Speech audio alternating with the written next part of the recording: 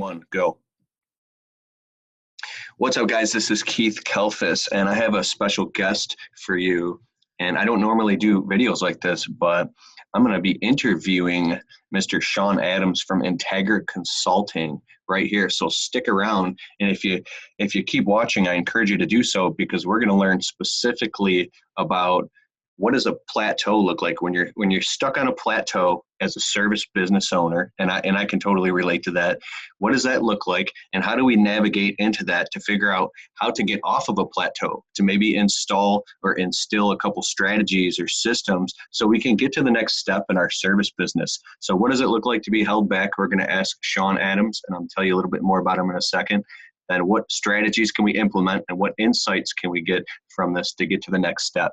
So Sean Adams has built an extremely successful landscaping business. He got it to the fully sustainable model, where it was just under $800,000 a year with 3 full-time crews, and was able to actually remove himself from, out of the field, then mostly out of the operations.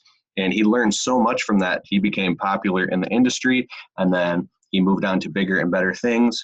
And not bigger and better, but he has a calling in his heart to take the things that he's learned, and he definitely has a gift and a talent and a lot of skill when it comes to coaching other contractors, because for the last couple of weeks he's been coaching me.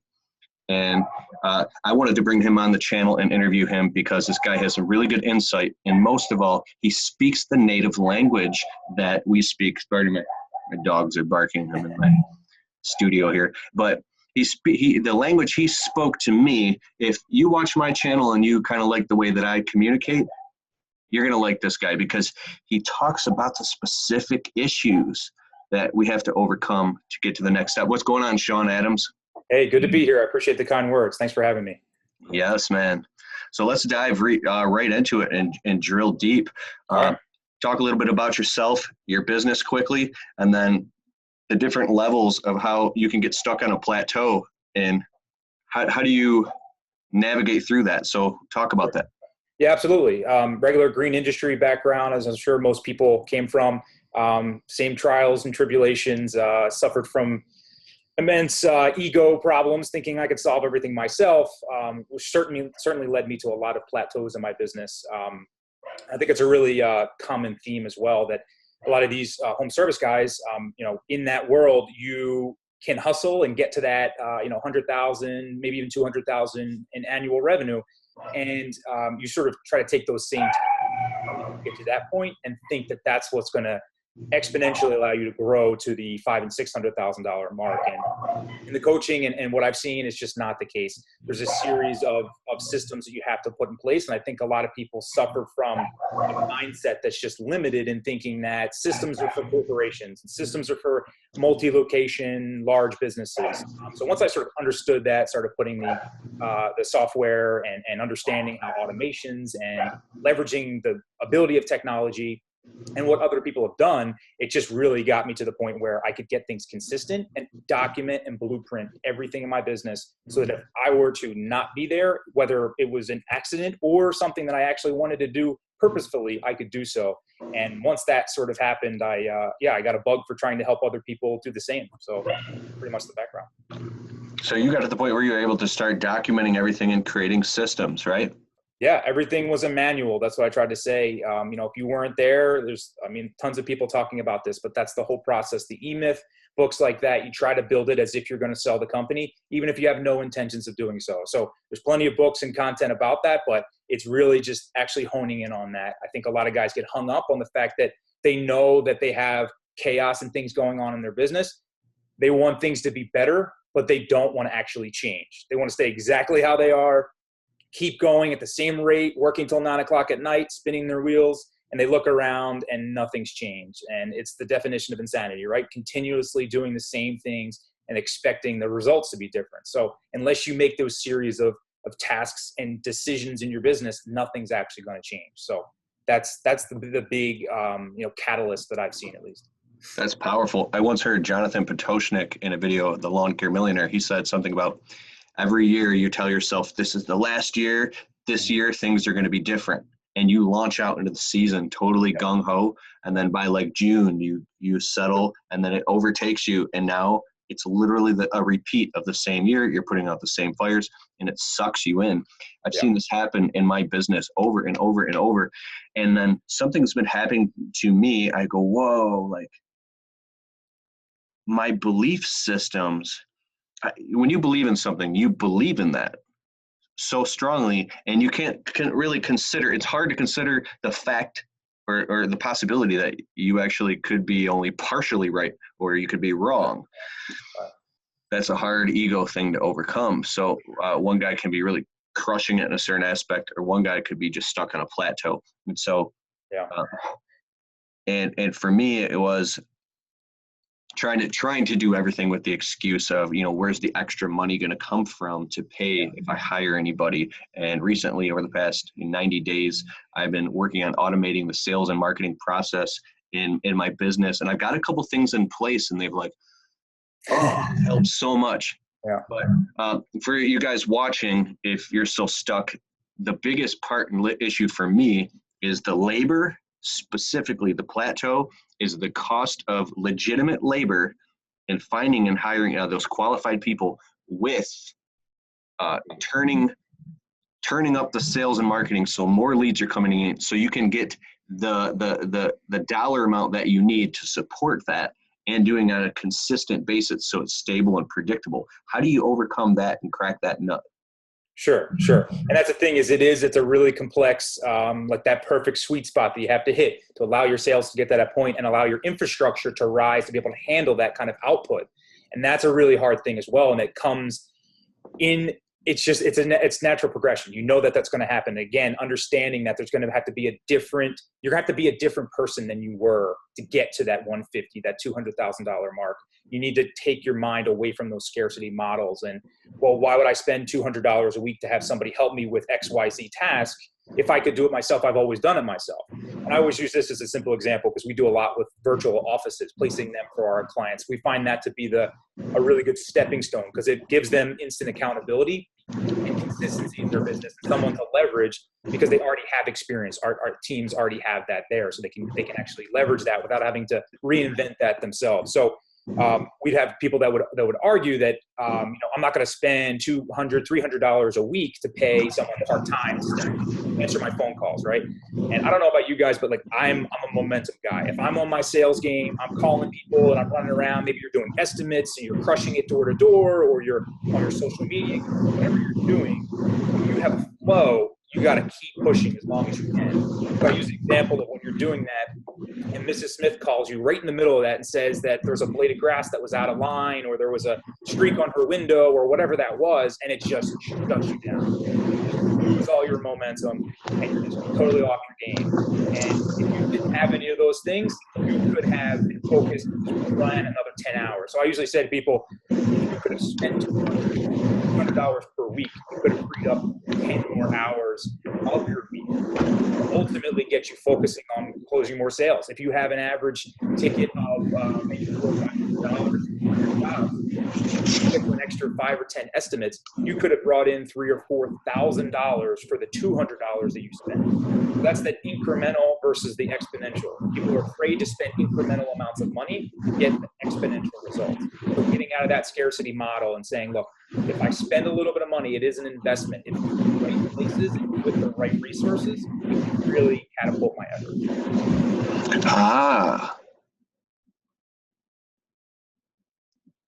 I'm sitting here just like pondering on what you said. Wait. Okay, so I hired a freelance secretary recently, and it's been amazing because we're hooked up on Voxer, and every single thing that comes down the pike, I just go on Voxer, say, send an invoice to Bob Jones for $297, window cleaning inside and out. Send an email to this customer, syndicate this piece of content, like do this, all within the service business. And it just builds up this big pile. And then she Voxers me back, okay, I sent an invoice to this client. What about this client? Blah, blah, blah, blah. And I'm literally driving because my hands are either stuck on a wheel or maybe working, and I have to actually pull over with the flashers on because I try to do it while I'm driving. It just doesn't work, bro. I hear you. And so it's kind of like the plan of this call, guys, a little bit was for him to coach me a little bit so you guys listen in, and also to create value, because I'm actually on a plateau in my own business. So this is perfect. And that's why I wanted to do this and make a video about this. So, and it's so amazing because it's freed up so much of my time, because to pick up and put down a task and try to wear all these different hats can literally drive you insane and put you into depression, right? Absolutely. Because we have so much emotion tied to everything that we do. And I think people try to think that they're extremely logical, and there's so many tests and so many things that have been said about how we're not. We act so emotionally. We have things tied into that. So if you have those tasks like maybe invoicing or accounting or your bookkeeping, that's what plagues you. You're bad at it. You don't like the numbers. You hate the detailed minutia, and it just kills you. Like, those are the things that it's not just, oh, it's 5 hours of my week and it's $100 that I save. It's getting that out of your mind. It's focusing you. If you were to distill all the different tasks that you need to do in business, but associate dollar amounts per hour for what they are, and you could kind of skim off the top tier events. They're going to be maybe your top tier hiring efforts, your sales efforts, right? Selling the big ticket work. You as the CEO, even if you're the little guy with a couple people in the field or you're by yourself, finding a way to focus, hyper focus your efforts on that, because that's what drives you forward, and not getting held up, and try as much as possible to outsource smaller things to the bottom of those funnels that just bottleneck your time. And that's the biggest thing, is focusing on those more efficient tasks that you can really drive your company forward. Ah, momentum. So if you focus on what you do best and just go 100% at it, or a much larger percentage than trying to pick up and put down all these little tasks, then you can excel at that thing and create more revenue and then it'll just fill up. I think of it like ice cube trays. If you let the water go, right, they automatically fill up all the other ones. I'm obsessed with stuff like that. Yeah. Because my brain works like that. Anybody else, you guys watching this, like, you have to see it in a certain way or feel it, and then you go, oh. And then from that moment on, it's like the synapse happens in your brain, and then it becomes normal to you. It becomes, what did that look like for you? Did you go through that stuff? Yeah, for sure. So for me, it was a lot of those stop and start moments, because again, I learned about myself in that sense, that I actually got a high off of speaking with people and being ingrained in sales conversations and going to meetings with like high prospect commercial properties and learning about how to bid those type of things. Like, I really loved the relational aspects of those. And that's what really made me think, like, when I'm at home and I'm sending out that last email or dealing with the customer care aspect of just a stupid question that took 2 seconds to answer and no real involvement other than someone else could have done that so simply, or invoicing, and like that just plagued us, being a recurring business. We just always missed out on it. But once I understood that and started like calculating out, it was all about opportunity. When I could segment off those smaller tasks and had someone consistently handling my accounting, I was like, you need to tell me I have 10 hours more per week that I can sell. And then I just got in front of the right client one time, and I was like, that made me $10,000 for one client because it freed up my week. I think that's really important. And one other comment. The other thing is, there are guys out there listening that are not the sales-driven guy. They're not the CEO. They want to be the worker, which is totally fine. There's nothing wrong with that. But you need to recognize that that's your strength, and then figure out a way to get help with those other elements. If you're the guy who's a perfectionist, maybe you're doing the installations and that's all you really want to do, find someone to help you with sales. Find a partner to help you with maybe the admin or the office or the strategic tasks and planning. Like, all of those things you can find and outsource. We live in the world where you can get a virtual CFO. You can find someone who will run the finances of your company for like $50 an hour. Like, those things are there. You just have to be, you can't live in this world of like, okay, well, everything's got to come through me and it's got to be this super old school. Like, us in the trades, we get really ingrained in like everything has to be how it always was. Like, you think about other industries, they've been doing these sort of things for decades. We're way behind the curve overall. So that's just sort of, again, I think it comes down to the mindset. Dude, I'm just sitting here. I don't have anything. I'm just thinking about what you just said. Okay, so what about the guy who's saying, yeah, that makes sense. but you don't know my business. That doesn't work for me because my profit margins don't even afford me to even get to that next step. And I'm already pulling my hair out and angry and frustrated. Yeah. Yeah. So like macro, all these things conceptually make sense, but micro usually is where the first issues are, especially the smaller guys. If they're missing out on just like roughly at a really basic level, understanding their numbers, like not knowing how they arrive at a profit margin, or not knowing what cost of goods sold is, or how their overhead is structured, how they recover that information. Like that's okay if you don't know that, but that's step one. Like you need to get that. If you don't understand it and it's something that's killing you, that's the part that you would need to first outsource. You need to understand that part and then go, okay, like my thing is always around, like there's tens of thousands of home service companies just in your state, let alone the country, right?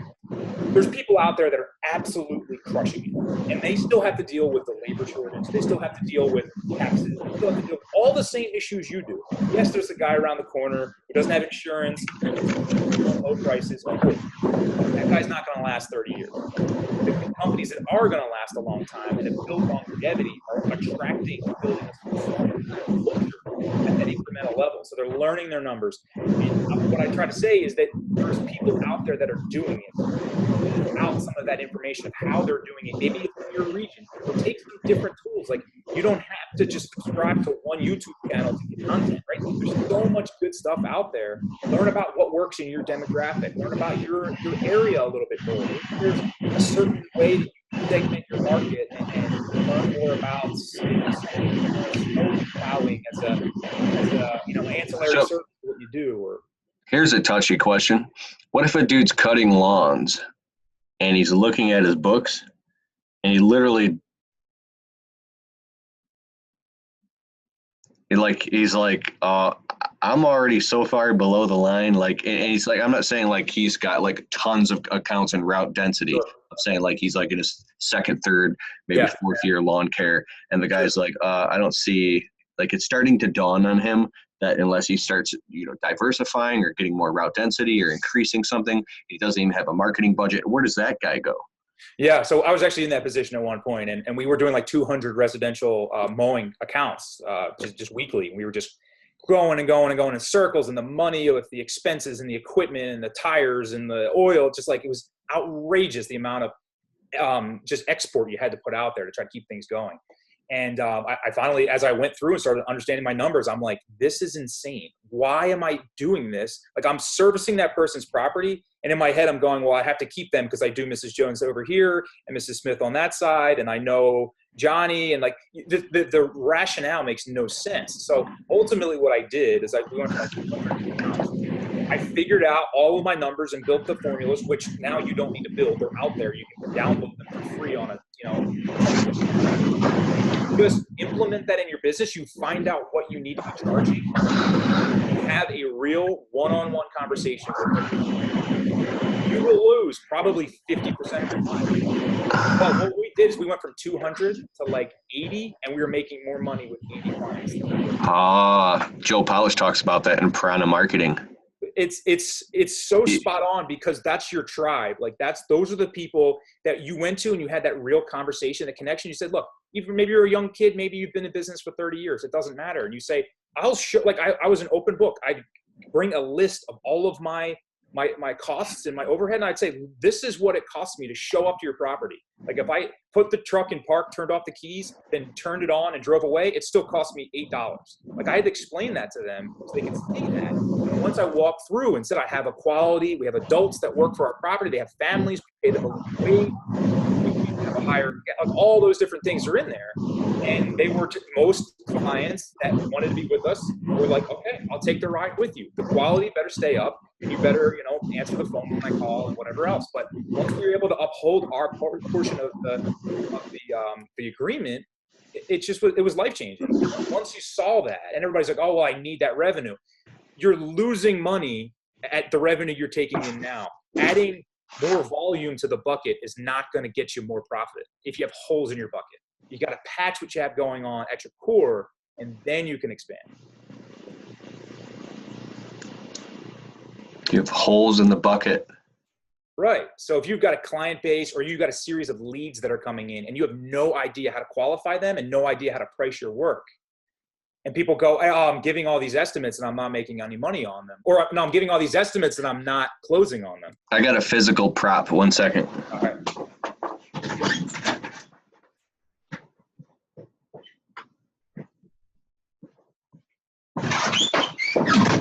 I saw this cool hourglass. It was like $5. Right. So I tilted it just now, and look at that. See the bottleneck? But you see how if I were to keep putting sand in the top, it's coming out. That's like a pretty good profit margin. Your Right. burn rate. There's your trickle. Right. But you're talking about like some businesses, you have to keep dumping it in the top so fast, and this is so fat that only like 10% or 5% of the sand is even left. And if you don't keep dumping it in faster, then how are you going to build this thing up? Exactly. So that's the whole principle there, is that if you aren't making, so we're not in the manufacturing space, we're not in the high tech space, we're not in a world where there's a burn rate where you need to dump in high amounts of capital to get some sort of critical mass, and then it becomes profitable. It's a different model. And people, I think, they get confused by like seeing different industries. And home service and something that's labor based is highly specific on your profit margin. You have to know those numbers right away. You need to make money on every property, not just only the properties because you had 5 there in the route and you only make $1 because you happen to park the truck a certain way. Like those are all efficiency, like operational efficiency things, but that can't be your deciding factor because you're like one swing away from that whole thing being a disaster and you lost all of your profit margin. One rainstorm, one road closure, one guy doesn't show up. Everybody deals with that. So you can't expect volume to move the profit further. It's not going to do it. They move in they're synchronized. So oh dude, now you're pissing me off. Not you, it's just because what you said, because I hear guys all the time say, oh, they make up for it in volume. Right. And I'm like, okay, so what perspective are you saying that from? Like, have you crossed the fulcrum point where you can make up for it in volume and profitably? Because if you don't have, I guess, those fine-tuned systems down to make up for it in volume, then that doesn't work at a lower level. Yeah, within reason, of course. You're not going to have one client who's just going to be the only person you service. You're not going to go from 200 to 5 and make it work, right? But it's, again, those mindsets, understanding, and the trajectory, right? So if you start and you know that you have a bleeding neck scenario right now with how you're pricing your work, and you know you need to get to here, have a timeline set for that, just as any other goal. Don't just dump them overnight, but go through that at that rate, where you can set expectations and say, okay, this year I want to unload my bottom 10% clients who don't pay on time, who always complain regardless of the quality of the work, who whatever that looks like. So I did that. I unloaded the bottom 10% every single year for 7 years, and we're still always constantly busy. But here's the issue now. Sorry, I'm about to pull the trigger. I've got an office space, but it's small, and I'm about to pull the trigger and rent out this like expensive, nice ass office. Nice. But I'm kind of come here because I'll have beautiful peace and quiet. I love my dogs. I'm just saying. I hear you. It's that same momentum philosophy. So I've done in the last 4 weeks. So I pile up all my quotes for Saturdays because for the most part, I'm either in the field or running and getting materials, dealing with customers. And when it comes to quotes, I'll line up anywhere from 8 to 12 quotes on Saturdays. Yesterday, I did 11. Saturday, I did 11 quotes. So I'm over 40 quotes now for the past 4 weeks. And I think I've closed 5 or 6. And this is out of maybe 1 out of 10 phone calls that comes in is a customer that I would actually be willing to give them a quote or do business with on the landscaping end. We close a lot higher with the window cleaning for some reason because we do landscaping and window cleaning. But the quality of calls that are coming in are just garbage, man. Like when I'm on the phone with these people, I ask them I just want to get off the phone immediately. But I know I talked to you about this a little bit. There's better questions that I could ask over the phone. But what I mean is it would take me sitting in an office on a phone for 6 hours a day to bring in a massive wave of phone calls and then just sift through all the garbage and just get that, that bottom or top 10% of customers that are actually the money.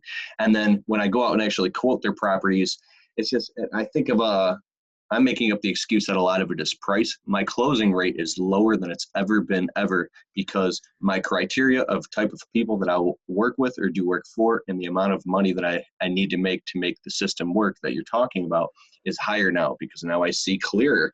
But it's actually kind of like it's nerve wracking a bit because I'm used to being booked 2 months out all the time. We don't do standard, we do some recurring visit property maintenances. We do, but we're not like weekly lawn care.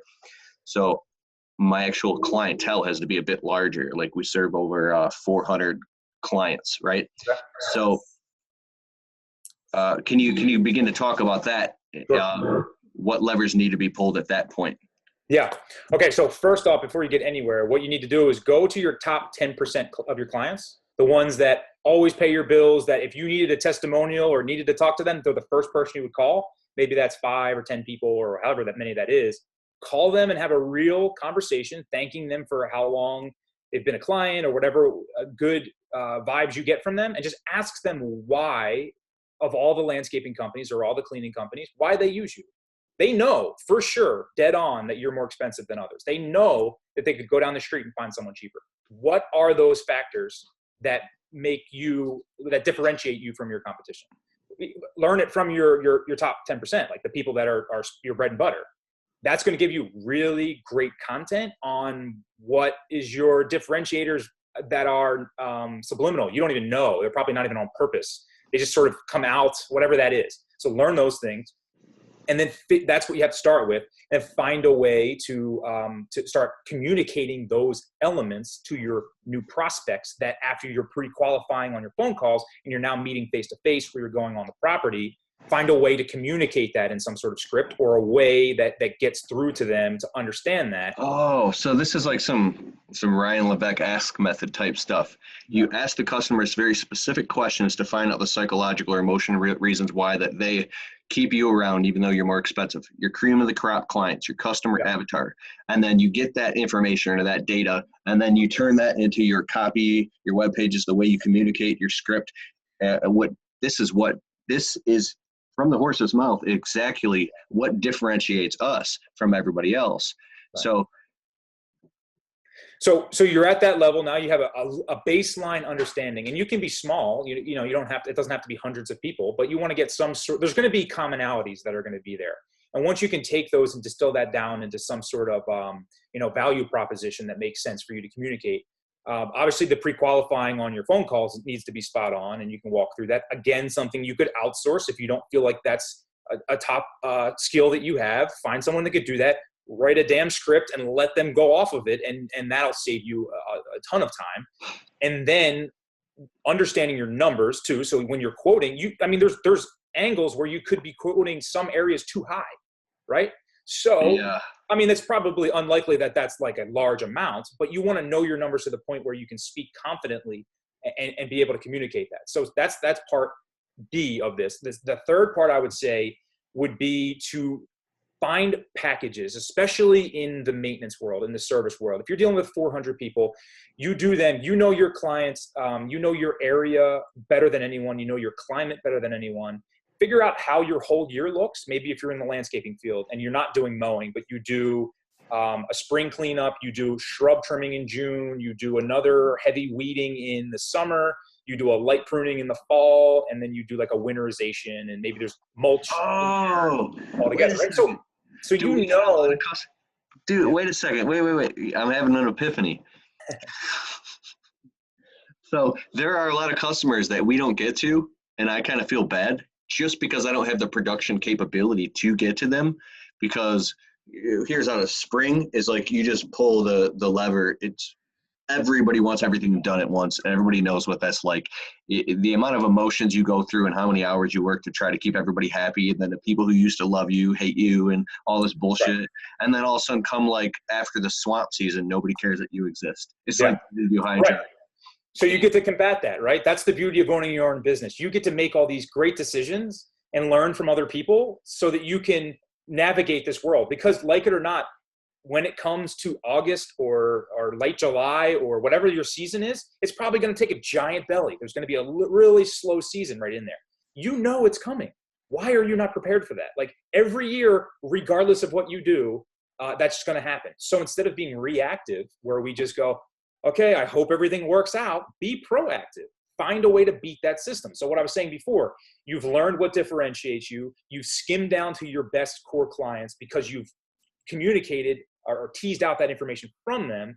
You know what your revenue looks like over the whole year, right? You know that most of your clients get these 4 services and they're all worth $1,000 a year to you, whatever that looks like, right? So spread out that into some sort of package and say, look, we're going to be, internally, you guys are going to be slow. Work out some sort of monthly ordeal. If you have those clients and you're serving 400 and you're barely getting by, look at the 370, look at the 275 or the 300 clients that you could serve at that higher level, and then do more things for them, but spread it out. Just change the mindset. The services don't change, but if you know that your season's 9 months and there's pretty much 5 services you're going to do, tell them you'll be there every month. It's going to be X amount of dollars. Break up that cost. You've now made a nice, consistent, recurring revenue for yourself. You've now built out that whole belly that you had in the middle of the summer. And now you have consistency. Your clients' properties look beautiful from March 1st all the way through to this Christmas season.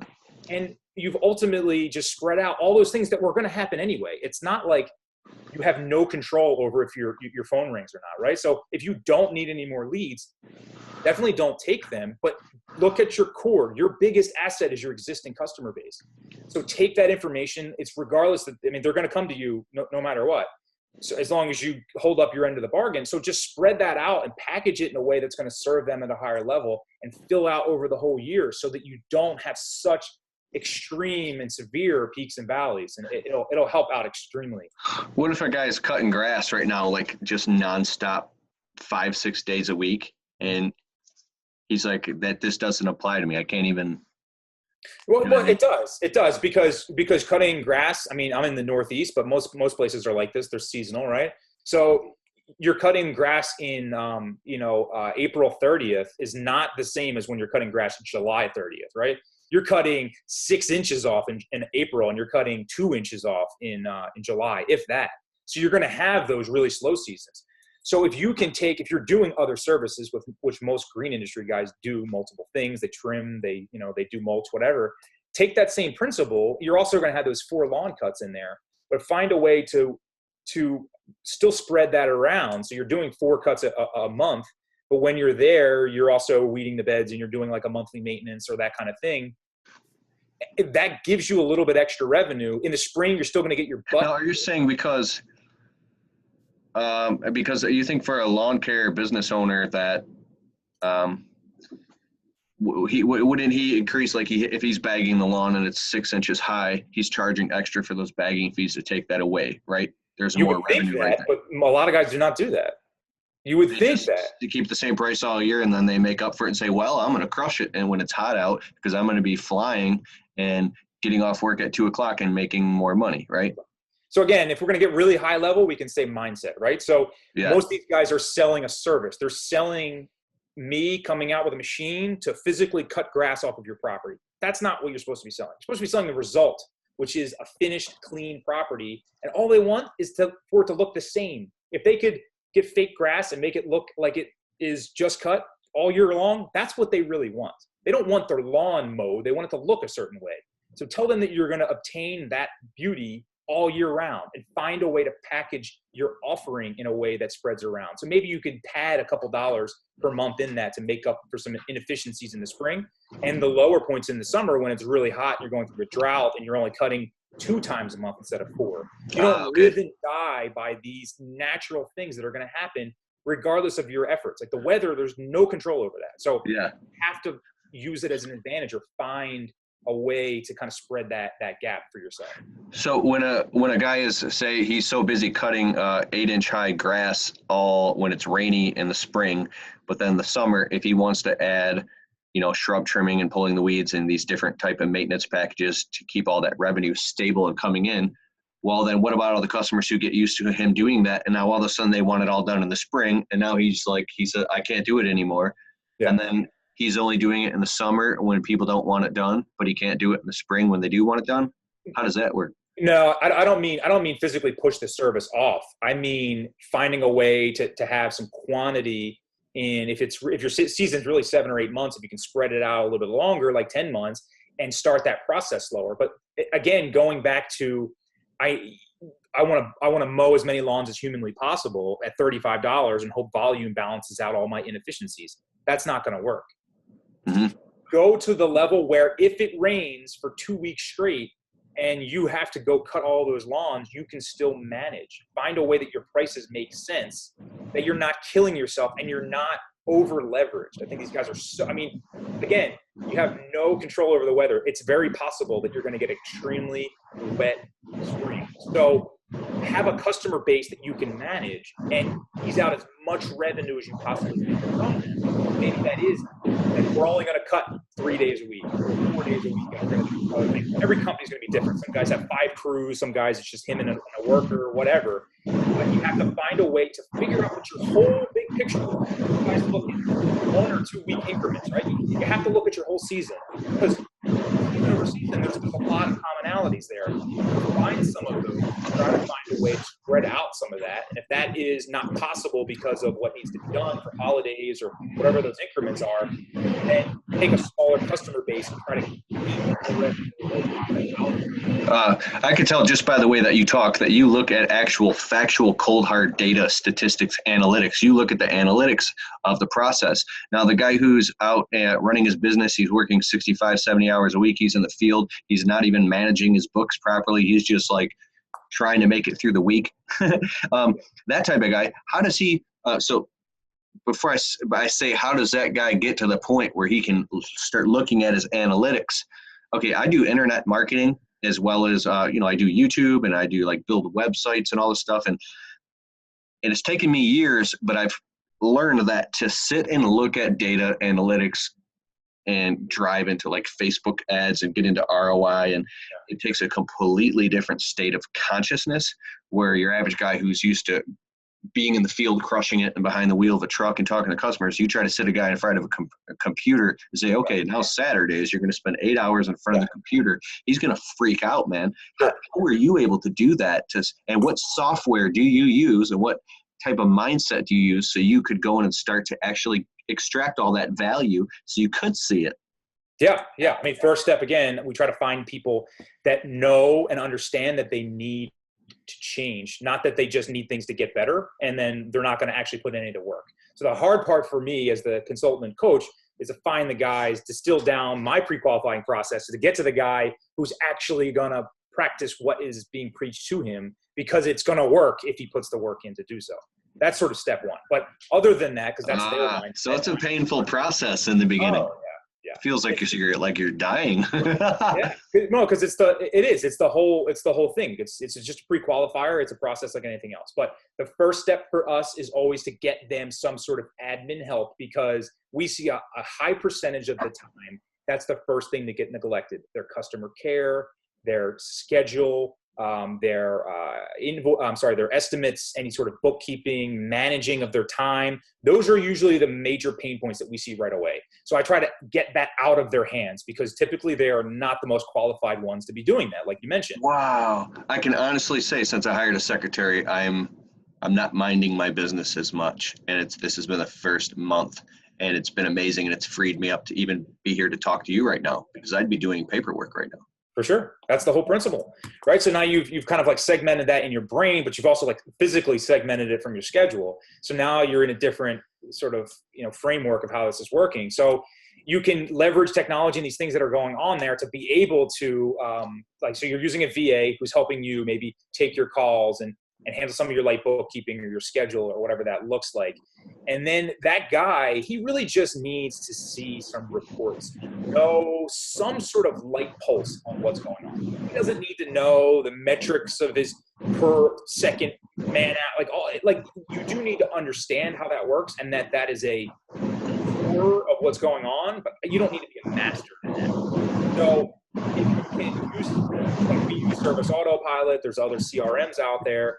If you can work with people who have that content in place, you can help you arrive at some of your numbers and simply utilize a tool. We build an accountability KPI where all you do is plug in your start time with your crews and what your projected expenses are and your rough man hours. We allow you to track your numbers out so you can see your money right away, and it automatically prints you out a report, just like black and white. Here's where you are, here's what you're making, and here's where you'd like to go. Like if you need to go get here, here's the series of steps you would get to that part. So you have to leverage those tools and realize you don't need to be a master in that. The guy who wants to be out in the field, who's a hustler, can't sit still, great that that's how you are, but learn that it's still important. So find someone to help you do that. It starts with a VA to kind of help with that process. And then from there, they can help with kind of run the machine, if you will, these different tools that will print out reports and keep it really high level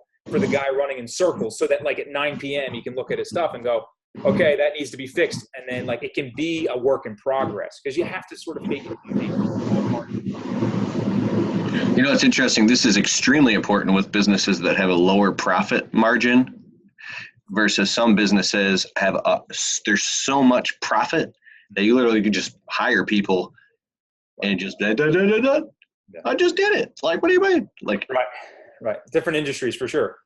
But yeah, knowing the labor portion of it and something like lawn care that has a high equipment overhead recovery, it's extremely important to know your numbers. And even in cleaning's going to have a little bit higher profit margins, but again, the competition and knowing those things every bit as important. Cool. So after somebody's got that down, they got the staffing, the help with the office, the phones, customer care, and then that kind of integrates. So they differentiate, identify, and then reintegrate. And then the next step is making the hire of the key man, a next crew, or what does that look like?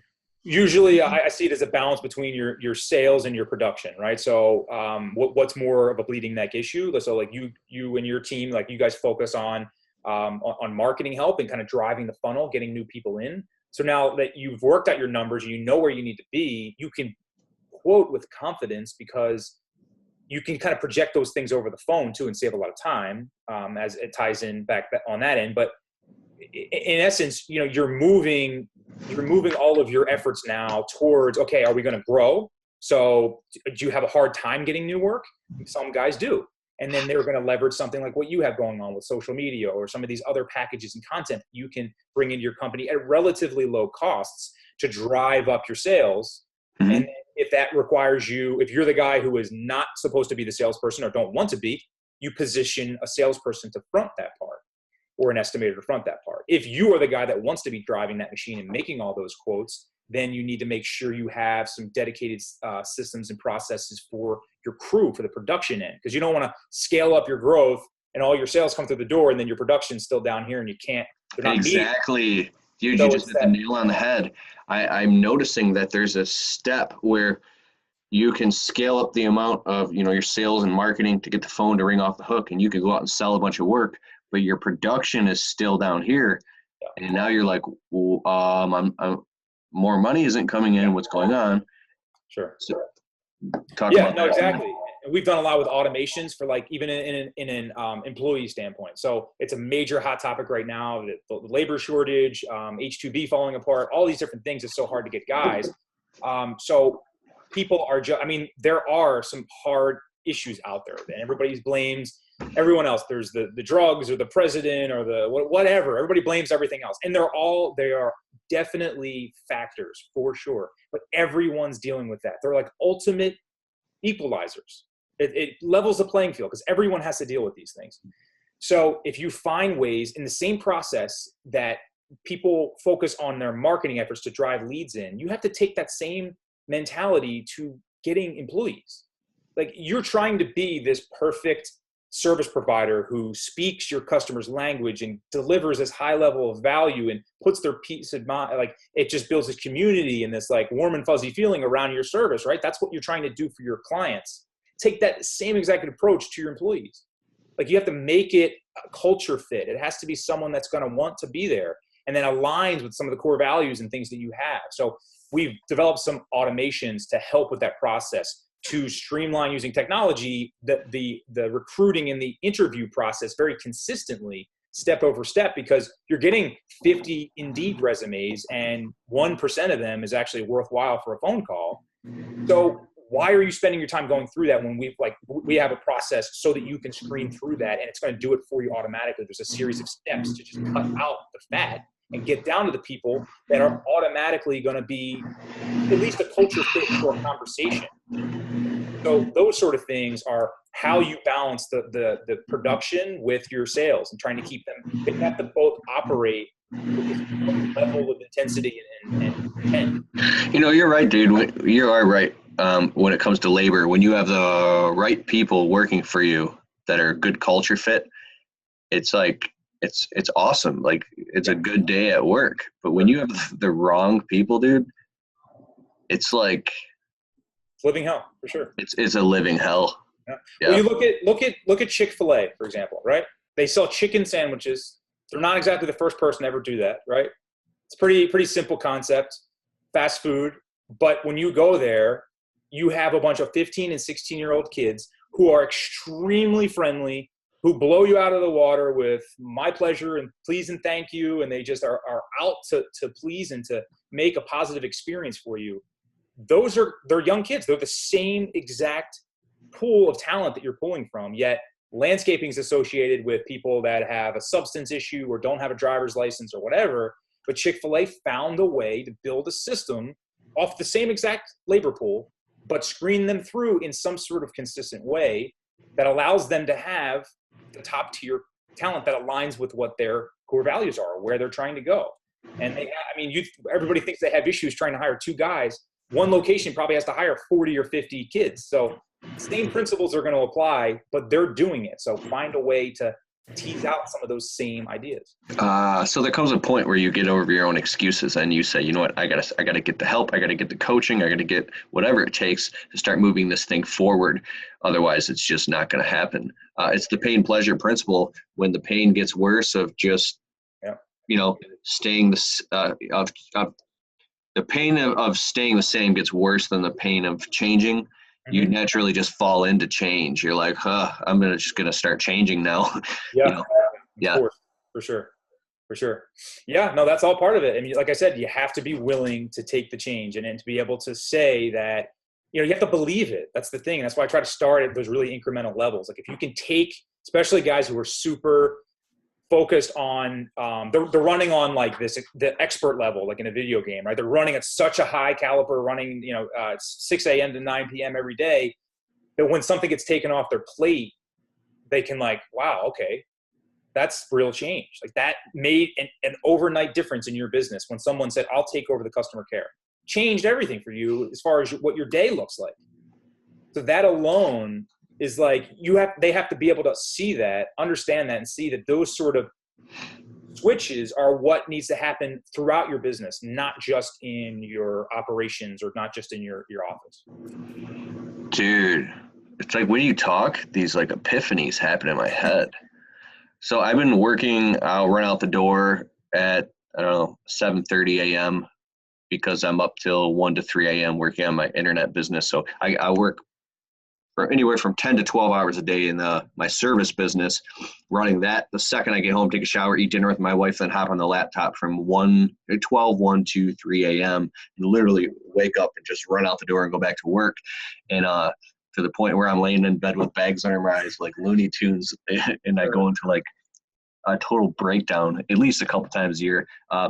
Haven't this year yet, because, but anyways, you talk about running at that high caliber, and that I'm sure a lot of people watching can relate to that.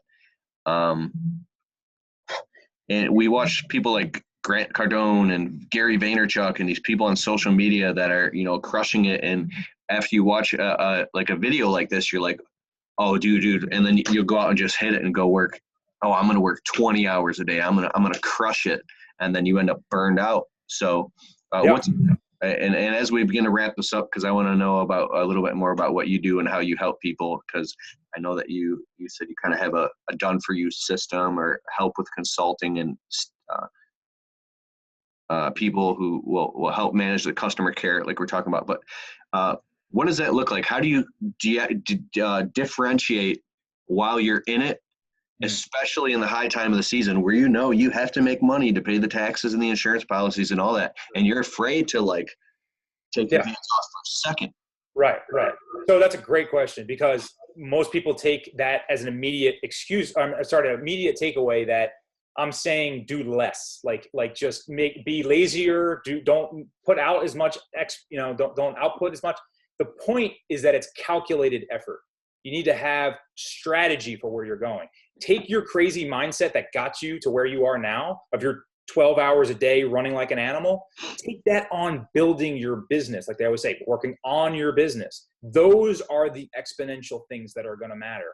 Right now, if you're driving 12 hours a day, like if you were to put a GPS in your truck and have a 30,000 foot overview of your day, you would look like a mouse in a cage, right? Just running around in circles, no rhyme or reason. You're at the suppliers, you're at your employees, you're at job sites, you're running over to get lunch, and like your life is just this muddled mess. So if you can start to separate out those things and put massive effort, you talk about like 10X with what Grant Cardone does and Gary Vee, all these guys, their efforts are hyper focused on specific things. When they're doing that, there is no other thing going on. They are so in the zone with whatever they're working on. Maybe that's a system. Maybe that's finding that key software program. Maybe that's finding that coach or that consultant or that employee or whatever that is.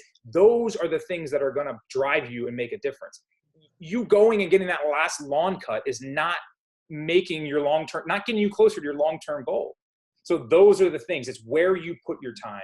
Wait, but the lawns need to be cut, dog. Yeah, of course. But so like I said, but it's all about how you schedule that. So if there's 7 days in a week and you schedule 7 days of mowing with no recourse, no safety net, nothing, you've now built in nothing for yourself to give you any sort of way out or anything to do. So like build into that time. Like you have, like people get like they're trapped. Like there's some sort of unspoken chain that makes them have to stay in a certain line in their lane. They can't do anything else. Like you have to get out of that. Like, you know what it is? It's the bills that are coming in. For sure. Yeah. No, that makes sense. And it's not so much, again, it's not abandoning all of your principles and just like not servicing your customers. Wait, I got to say something. There's an amazing book, 7 Habits of Highly Effective People by Stephen R. Covey. Mm-hmm. I was broke, making like $9 an hour at a collision shop, cleaning cars. And I would go in the bathroom and I'd sit in there for like 15, 20 minutes and hide, and I would read this book, dude. And he said something so amazing. He said, even no matter how busy you are, like in this path, like in the river, you have to, even if you got to take a shovel, even when you don't have the time, and just here and there, you just take a little shovelful off to the side and start a new stream. And he goes, if you just keep doing it here and there, little by little, eventually it'll start to trickle into a stream. Then you could go trickle, flow, flood. Does it make sense? Yeah. Like you can carve out a new path, and it's really hard to do, but to refocus the efforts. Yeah. See, being busy is a choice. You choose to overwhelm yourself. There's no one out there. If you own your own company, you get to make all the rules, everything. So if you've built in all these chains and boxed yourself in and it's not working, that's on you to have to change it. It's not the government's fault and all these different things that need to happen. Like you have the ability to make a series of decisions. It's not going to be overnight, but it has to be calculated. And that's where we usually start with people, getting their mindset right, freeing up small amounts of their time. And in that time that we freed up, they're not going to the bar. They're focusing on their business. They're focusing on core things that are going to make a monumental difference overall. So it's chipping away at that for sure. But you have to realize that the busyness that you're doing, the exhaustion that you feel at the end of the day, overall, those are a series of decisions that were made to get to that point. And that could have been effort put on other things and still done. So you can still outsource different portions, but it's that mixture and it's that belief that it can happen. I'm reading this book right now called Mindset by Carol Dweck. And somebody on YouTube told me to read it because I'm always on audiobooks. This book is amazing. You guys got to listen to this. She's talking about the fixed mindset versus the growth mindset. The fixed mindset is always stuck on, but you don't understand. They're stuck in everything, their business, their relationships, their art, their artistry. The growth mindset always looks at it like you're talking about, because depending on the paradigm in which you're looking at it from, if you guys still watching right now could be extremely pissed off at Sean, we say, no, it doesn't. So like think about it, you know, from a different perspective too. So let's say you're like, if you're a younger business owner, or even if you've been around a long time, imagine you have a young kid who started in the same path that you did and is trying to start his lawn care business or his window cleaning business or his home service, whatever it is. What would you tell him to do? What would be the series of steps you would allow him to do? What would be the first way you would go about it?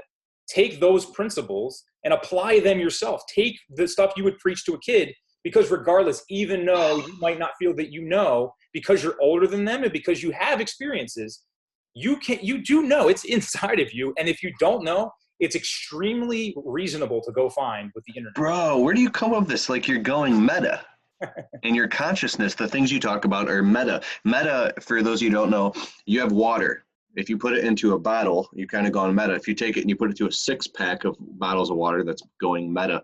If you put that into a 12-pack and then to a 24 case, and then you put that into, like, 48 case of water, and then you take that and you stack that on a pallet, and then you stack all the pallets into a semi truck. You know what I'm saying? It has you like looking at the forest for the trees farther and farther back, so you can separate and get out of the fishbowl of your own kind of consciousness and go, whoa, like, and then you can see it. And then, because you talked about zooming down on yourself, looking at yourself, if you could, those are really good exercises. So Yeah. Can a guy do that while he's working, or does he have to actually get out of the environment and go like meditate on a mountain or something? No, you have to be willing to take the risk, because it's scary. It's scary to do, for sure.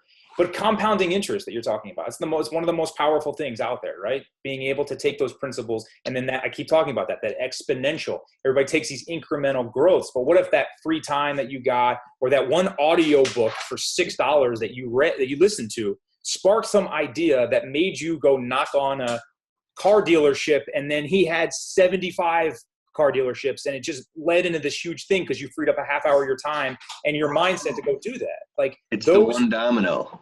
Right. So you could spend that half hour and go answer that email that you could have paid someone $6 to do, or you could have went over and spent that half hour and made, a monumental change in your business.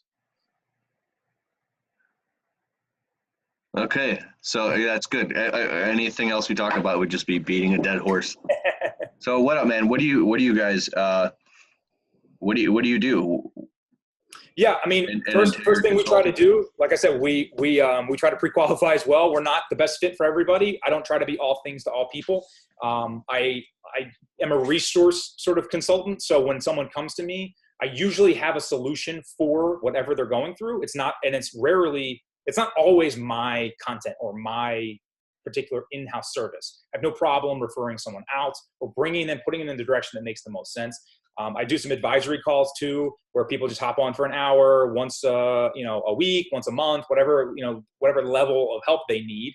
And we kind of go through what's going on, and I sort of prescribe what I would suggest doing, and they can take it or leave it and do that sense. So what I usually suggest is just to do a discovery call. We take 15 minutes, just go through your information. It's always free. Learn a little bit more about your business, explain and sort of pinpoint where your bleeding neck priority top issues are.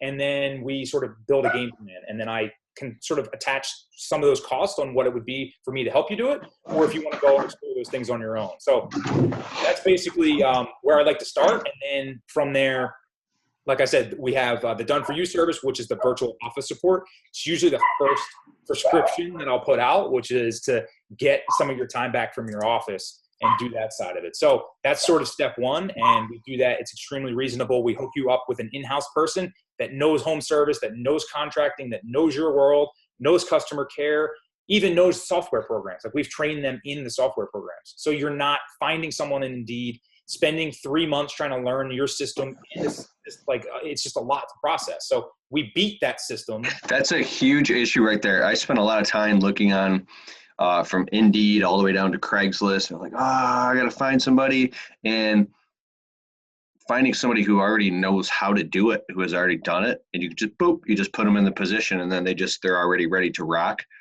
Oh, Yeah. I have no interest in training people to do anything. The stupidest thing in my internet business, I was trying to, because I have a couple of assistants who work for me, several of them who are already experts in what they do.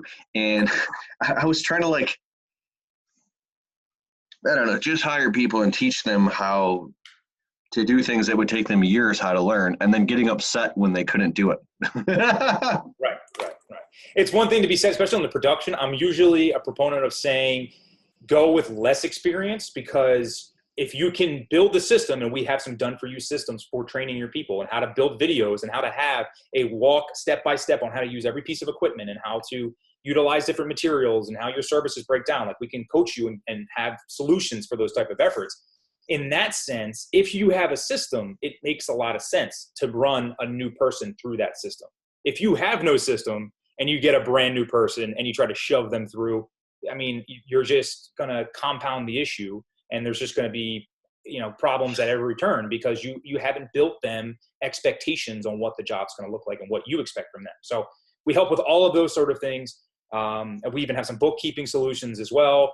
And like I said, we have a lot of the automation side on the software, and to sort of get you to make a small investment to allow something to run in the background that you no longer need to think about. And I think that's extremely powerful in the micro sense of what we're talking about here, and also in the macro sense of building a long-term scalable business. Okay, so you are Sean Adams at Integra Consulting, and you've built a done-for-you service and systems. You've created a system that contractors can plug into with you, and then they can get the support they need, the staffing to maybe answer the phones, for customer support, doing books. So you've created all that, so then they could just plug into your system and get the support that they need, and then they can get off the plateau in their business. Exactly. So you get on the phone with them, and then you find out exactly where they're at, and you dive deep and qualify them and say, oh, this is your bottleneck and your issue. We might or might not have a solution for that. Okay, that makes sense. Yep. Yeah, no, that's it. And I have a series of affiliates, so I don't try to do everything myself. Like I said, I have built relationships over the years with all different kinds of service providers that help contractors and home service guys. So when we distill down what your issues are, I can kind of point you in the direction that's going to make sense. And then we all live in this little ecosystem and help each other. So that's the whole point, is we're bettering everyone by like raising the ecosystem up, by everyone competing and being able to stay in their lane, but also helping people in those specific verticals that they're best in. That's awesome. What's your website, so I can put it below? And do you have a YouTube channel, a Facebook? I'll put it all in the link below. Yeah, I've got a LinkedIn is a great place to I communicate with a lot of people on there. I have Facebook as well, just Sean Adams on both platforms. Website is consult-integra.com. I'll give you all that info to hop on. I'll put the links below. But yeah, you can go on there. My calendar's on there. Just schedule 15 minutes. Like I said, we just kind of go down with where you need to be, and point you in the right direction. Whether you are going to use our services or not, we'll be able to provide you some value. Yeah, guys, if you're watching this still right now, thumbs up, hit the thumbs up button for sure if you're still watching this, and let us know in the comments below. But if you've got that feeling where you're kind of frustrated in your business, and reach out to Sean specifically, click the link in the description below this video and get on a 15-minute consultation call with him and reach out to him. This dude is legit, so he can really, really help. Awesome. Thanks so much, Keith. I appreciate it. All right, man. All right. Enjoy your week, and let's do another one of these soon. I'll talk to you soon. Later, Sean. For sure. Take care, man. Thank you. All right. Bye.